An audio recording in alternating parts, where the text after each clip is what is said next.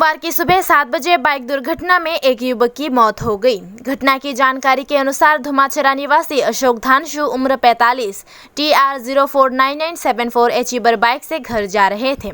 उसी समय विपरीत दिशा से आ रही एक NL01L5403 लॉरी के आगे के पहिए के नीचे युवक जा गिरा।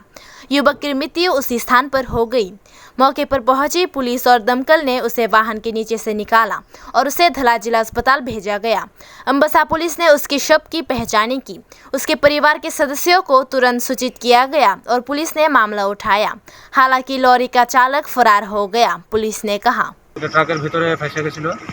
এটা আমরা লোকাল লোক এবং এখানে ফায়ার সার্ভিসের সহযোগিতায় এটারে বাইক করা হয়েছে এবং হসপিটালে নেওয়া হয়েছে। স্যার বাইকটা কোথায় খুঁজে যাচ্ছে? বাইকটা টুয়ার্ডস মনুর দিকে যেতে আসলো, এখন কই যেতে আসলো এক্স্যাক্টলি তো বলতে পারতেছি না। কাকে কজন আসলো? একজনই আসলো। আর গাড়িটা স্যার কোন দিকে? গাড়িটা আগরতলা দিকে যেতে আসলো। গাড়ি সম্পর্কে কিছু জানা গেছে স্যার? না, ড্রাইভার পলাতক। ড্রাইভার